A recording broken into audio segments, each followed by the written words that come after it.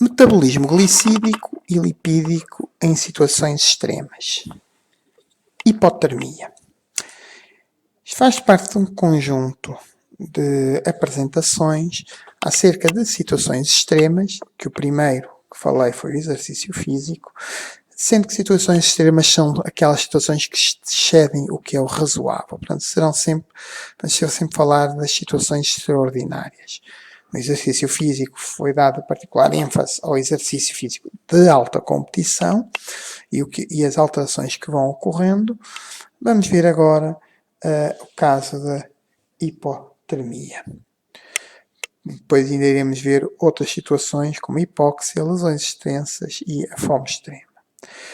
O que tem em comum estas situações extremas é que em todas elas há mobilização das reservas. Reservas glicídicas, especialmente o glicogênio hepático e ou muscular.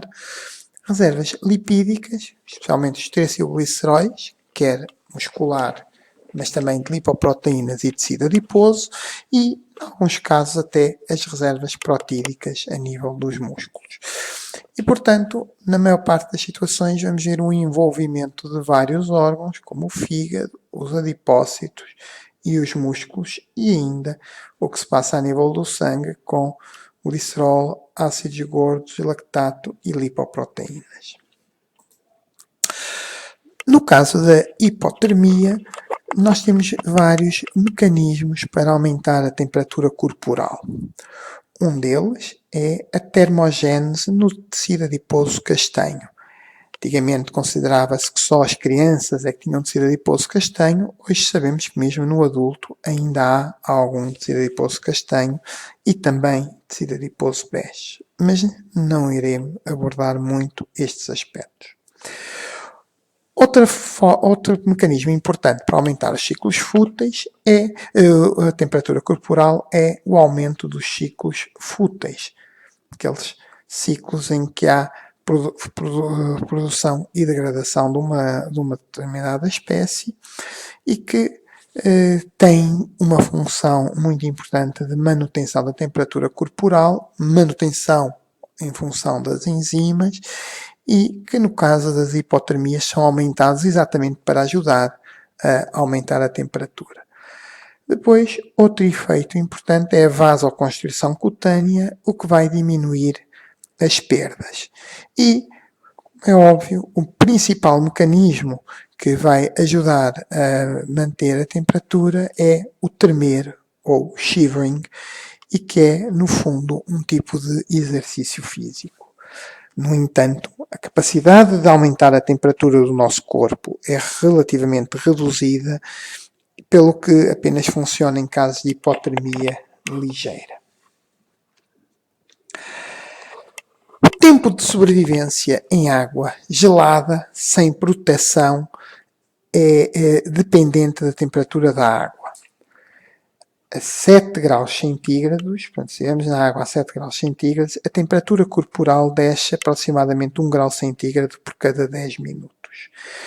E é exatamente este efeito, reparem, que numa temperatura da água superior a 26 graus, aguenta-se relativamente bastante tempo, eventualmente pode começar a haver perda de destreza, ao fim de 2 a 12 horas, isto vai depender de vários fatores. Quando a temperatura da água é mais baixa, podemos ter exaustão ou consciência, mas demora muito tempo. Mas reparem que a partir de temperaturas mais baixas, especialmente abaixo dos 10 graus, começamos a ter que a perda de destreza advém em questão de minutos, podendo ter exaustão ou inconsciência ao fim de cerca de 1 hora, o que muitas vezes leva à morte.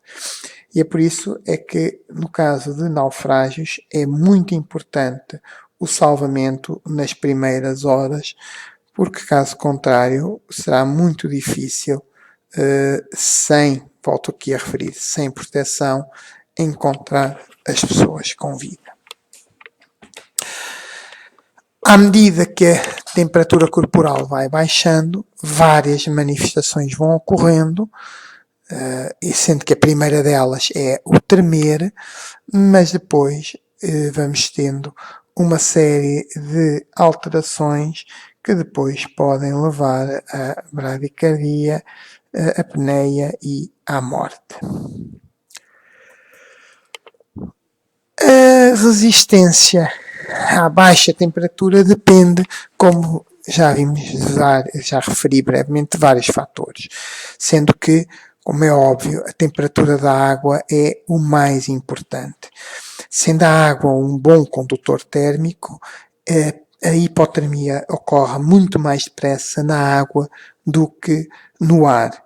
Portanto, aguentamos com mais facilidade temperaturas baixas expostas ao ar do que na água. Também, se a água estiver parada ou em movimento, também é um fator importante. E depois, outro fator tem a ver com a superfície. Quanto maior a área exposta, mais rápido o arrefecimento, e por isso é que também as crianças arrefecem muito mais depressa que os adultos.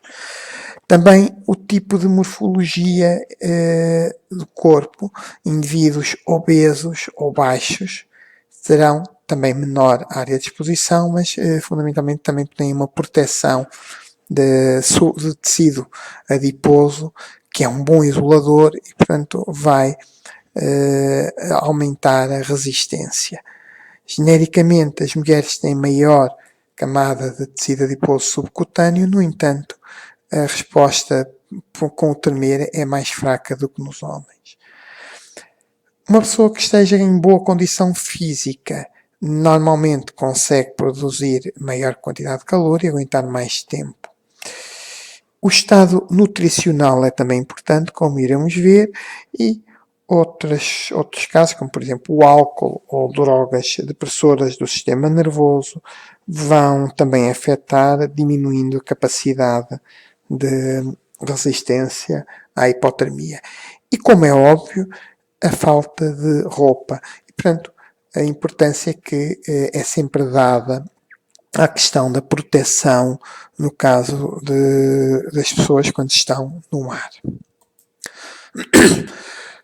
Como referi, o principal mecanismo é o tremer, porque os ciclos fúteis e a mobilização do tecido adiposo castanho, a mobilização do tecido adiposo castanho demora um bocadinho mais, os ciclos fúteis têm relativamente pouca capacidade para aumentar a temperatura, a vasoconstrição o que vai fazer é tentar diminuir as perdas, mas vai haver, e portanto o principal mecanismo para contrariar é o tremer.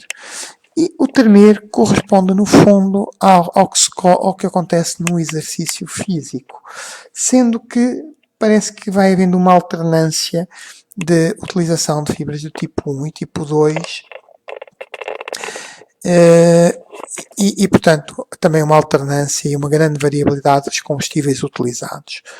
No entanto, os hidratos de carbono, quer a glicose sanguínea, quer o glicogênio muscular, são normalmente os principais combustíveis, sendo depois também utilizados os lípidos e, eventualmente, as proteínas. Há uma grande variabilidade interindividual e, em relação ao exercício físico, à mesma intensidade de exercício físico, verifica sempre uma maior mobilização de glicídios. Como disse, a utilização de combustíveis é muito variada e também vai depender da disponibilidade do glicogênio muscular. Daí ter sido referido como sendo também um fator de risco o estado nutricional.